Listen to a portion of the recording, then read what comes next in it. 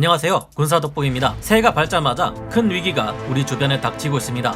중국과 가까이 있는 일본 최서단 이시가키 섬에 새로운 미군과 일본 자위대 미사일 기지가 완공될 상황에 따라 중국이 핵전쟁 위협을 가해 이 아시아, 인도태평양 지역을 무시무시한 위기 속으로 끌어들이고 있습니다. 이시가키 섬에 들어서는 미일 미사일 기지에는 마하 5 이상의 극초음속으로 최소 사거리 2775km까지 날아갈 수 있는 LRHW를 비롯해 많은 지대지 탄도미사일, 지대함 미사일 등이 배치될 것으로 전망되는데요. 당연히 이에 대해 화가 머리끝까지 난 중국은 이런 말로 화답합니다. 얼마 전인 12월 27일 중국의 관영 매체 환구시보에서는 이 섬에서 상하이까지는 800km, 광저우까지는 1000km 떨어져 있다. 여기서 중거리 탄도미사일 쏘면 상하이는 5분, 광저우는 6분 내로 타격할 수 있다. 중국 동부와 동남부 지역 핵심지 전역이 적의 위협 아래 놓여 있으며 이는 우리 머리에 날카로운 칼을 들이댄 격이다.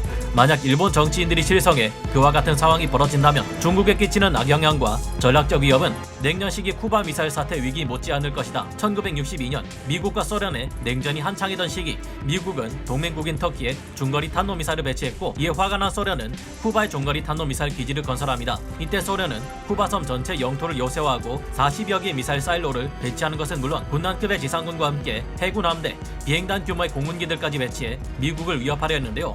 그런데 미국도 이에 대응해 더욱 강경한 태도로 나오며 양국의 긴장감이 핵전쟁 직전 상황까지 전개된 적이 있었는데 이것이 바로 1962년 쿠바 미사일 위기입니다. 중국이 이와 같은 쿠바 미사일 사태를 들먹였다는 것은 중국이 미국과 주변의 동맹국들을 상대로 핵전쟁까지도 불사하겠다고 선언한 것이나 다름없는데요. 현재 미국의 바이든 정부는 미국의 선제적 핵 타격을 금지하는 법조항을 만들려 하고 있으며 핵무기로 적국을 타격하는 것은 국제사회에서도 기를 쓰고 말리는 최악의 사태입니다. 하지만 만약 중국과 미국의 전쟁이 발발한다면 이는 아프가니스탄 전쟁이나 걸프전, 베트남전 같은 전쟁과는 달리 각자의 국군을 건 총력전이 될 확률이 높습니다. 게다가 중국은 공식적으로 280개에서 300개의 핵탄두를 보유한 것은 물론 비공식적으로는 1000개에 가까운 핵탄두를 가지고 있는 것으로 추측되는 위험한 핵 보유국이죠. 중국과 미국의 전쟁은 명백한 핵 보유국들 간의 전쟁이고 이런 점을 고려해보면 중국이 미국을 상대로 핵무기를 사용하기 전에 미국이 먼저 핵무기를 사용할 가능성을 부정할 수 없다고 전문가들은 분석하고 있습니다.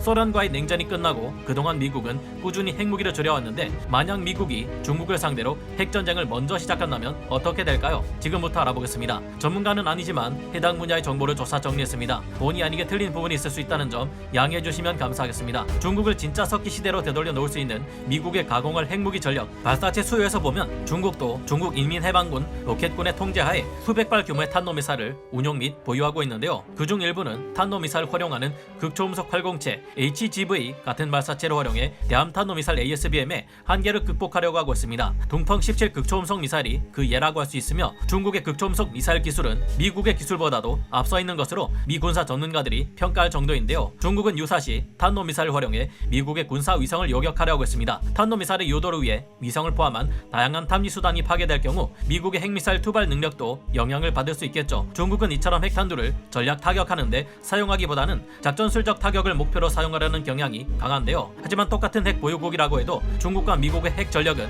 숫자만 차이나는 것이 아니라 그 수준에 있어서의 격차 또한 엄청나게 납니다. 양쪽 모두가 대등한 핵무기 전력을 가지고 있어 서로를 공격할 수 없다는 상호 확증 파괴 원칙은 중국과 미국 사이에서는 일어나기 힘든 일일 수 있다고 합니다. 현재 지구상의 미국과 동등한 핵 전력을 가지고 있는 나라는 러시아밖에 없기 때문인데요. 중국이 공식적으로 280발에서 300발, 비공식적으로는 1000발의 전략 전술 핵탄두를 가지고 있는 무서운 핵 보유국이라지만 미국은 지금도 보유 중인 핵탄두가 7000발이 넘는 것으로 파악되고 있습니다. 냉전이 끝난 이후부터 약 30년간 꾸준히 줄여왔던 핵무기 전력이 이 정도인데요.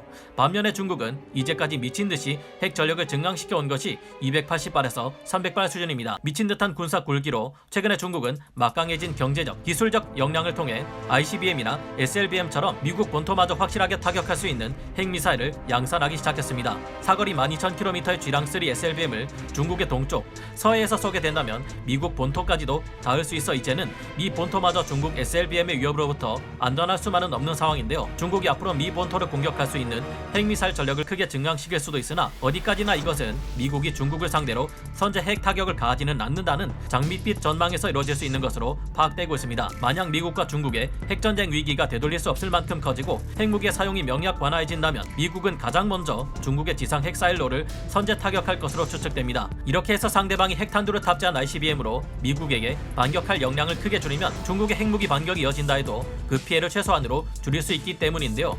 미국은 이미 발사되어 날아오는 중국의 탄도미사일들을 요격해 그 피해를 더욱 최소화하려 할 것입니다. 미국은 러시아를 상대하기 위해 남겨두어야 하는 수천 개의 핵미사일을 남겨두고도 중국의 핵무기 총합을 한참 압도하는 수천 발의 핵무기 전력을 가지고 있는데요. 이 모두를 중국에 쏟아부어 버릴 경우 이 엄청난 핵미사일 샤워는 중국의 경제는 물론 산업, 정치 중심지할 것 없이 아무것도 남기지 않고 싸그리 날려버리게 됩니다. 아무리 중국이 크고 넓다 해도 이런 말도 안 되는 핵무기 공격을 받게 될 경우 국가로서의 기능 자체를 상실하게 되며 석기 시대로 돌아간다는 말이 현실로 닥칠 수 있을 겁니다. 그리고 이후 중국은 추가적으로 핵무기를 제조할 수 있는 역량을 영영 상실하게 될 것을 짐작할 수 있는데요. 중국이 핵탄두를 많이 가지고 있다고는 하지만 이를 탑재해 쏠 수 있는 ICBM의 개수 추정치는 약 100기 정도에 불과합니다. 반면 미국은 ICBM으로 LGM-30 미니트메3를 450여기나 가지고 있는데요. 중국의 ICBM들은 이미 상당수가 노후화된 구식 ICBM이거나 미국 본토 전체를 타격하기에는 사거리가 부족한 것들이 적지 않습니다. 중국의 핵미사일이 미국에게 큰 타격을 주기 어려운 이유, 게다가 미국은 세계 최고의 탄도미사일 요격 능력을 가지고 있으며 앞으로 기술력과 노력 여하에 따라 극도로 요격하기 어렵다는 극초음속 미사일의 요격 기술까지 갖추게 될지 알 수 없는 상황입니다. 현재 가장 높은 탄도미사일 요격 능력을 자랑한다는 SM-3 블록2A조차 핵탄두로 분리하기 이전에 탄도미사일을 요격하는 것은 어렵지만 미국은 탄도미사일 요격 능력을 부여한 함정들을 엄청나게 많이 확보해 수십 발의 다탄두 ICBM들까지 요격하겠다는 무식한 목표를 세우고 있는데요. 최근 현지 시각으로 12월 21일 네이발 뉴스가 보도한 바에 따르면 미 해군 미래 작전의 패러다임을 바꿔버릴 차세대 알레이버크급 플라이트 3의 첫 번째 함정이자 75번 함인 잭 H 루카스 함이 첫 번째 차세대 이지스 레이더의 테스트에 들어갔다고 밝혀졌습니다. 알레이버크급이 아니라 새로운 함급을 부여해야 한다는 말까지 나오는 이 75번째 알레이버크급 함정은 그동안 다른 알레이버크급 함정들에서 사용되어 왔던 AN-SPY 1D 회사 레이더가 아니라 AN-SPY 6 AMDR A4 레이더를 탑재하게 되는데요.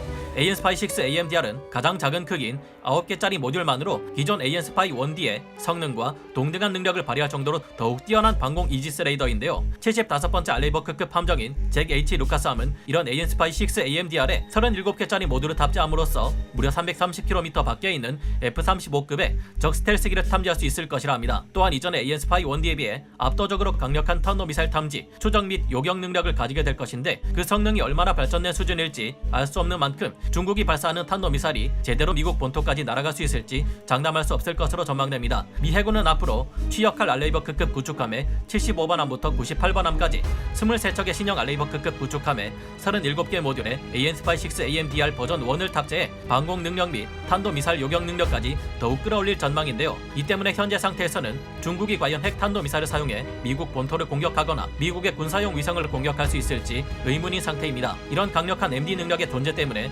노후화된 중국 ICBM들의 탄두 생존성 문제까지 감안할 경우 비대칭 전력에서조차 중국은 미국에 비해 극도의 전략적 열세 상황에 처해 있다고 볼 수 있습니다. 사실 두 핵 보유국이 서로 핵전쟁을 꺼리는 이유는 양쪽의 본토가 날아가 버리더라도 이에 대한 보복 핵 공격을 감행할 수 있는 전략 원잠 SSBN의 존재 때문인데요. 하지만 여기서조차 미국은 중국에게 압도적으로 유리한 상황입니다. 중국 근처 해역에서는 전략 초계를 할 만한 수역이 하이난섬 일대 정도밖에 없으며 바닷속의 경운기라 불리는 중국 핵잠수함들 특유의 소음 문제 등을 감안할 경우 미 해군 공격 원잠 SSN들에게 조기에 격파될 가능성이 큽니다. 한반도 주변의 서해에서 기랑3 SLBM 공격을 가한다 해도 우리 대한민국이 자유민주주의를 소화하기 위해 잠수함을 동원해 중국의 전략 원잠 SSBN을 미행해 침몰시킨다면 중국의 핵 보복 능력마저 의미가 없게 될 텐데요. 애초에 SLBM의 수량만 따져봐도 중국이 60기 정도로 추정되는 SLBM을 보유한 반면 미국은 336기 이상의 SLBM을 보유하고 있기에 수적으로도 중국이 미국의 SLBM을 당해낼 수 없게 됩니다. 대한민국을 비롯한 강력한 동맹국이 가득한 미국 대 친구가 없는 중국, 우리 한국이 중국의 SLBM을 막아낼 히든 카드가 될 수 있는 것처럼 중국을 둘러싸고 있는 미국의 많은 동맹국들은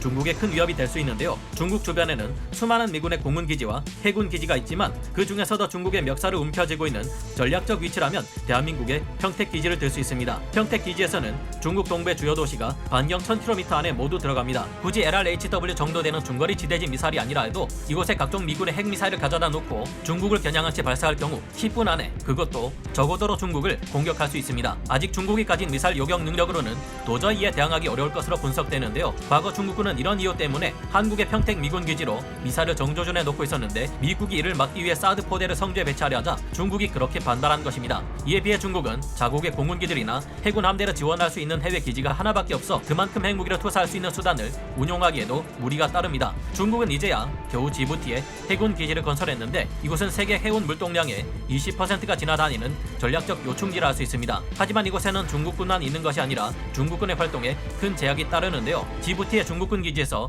13km만 가도 미군 아프리카 사령부 소속의 르모니에 기지가 있습니다. 여기에는 약 4,000명의 병력이 상주하고 있으며 기지 내에 드론 이착륙장이 존재하는데요. 또한 여기서 멀지 않은 곳에는 프랑스군 1,540여 명이 주둔하고 있으며 외인 부대가 자주 왔다 갔다 하며 훈련을 하고 있습니다. 오늘 살펴본 바처럼 중국은 미국이나 그 동맹국들을 상대로 핵전쟁마저 불사하겠다며 큰소리치고 있지만 미국을 잘못 건드렸다가는 오히려 벌집이 되는 것은 중국 쪽입니다. 핵전쟁은 모든 형태의 전쟁 중에서도 가장 정치적, 경제적인 타격이 큰 최악의 전쟁 형태인 만큼 중국에서도 섣불리 핵전쟁을 시작하기는 어렵지 않을까 생각되는데요.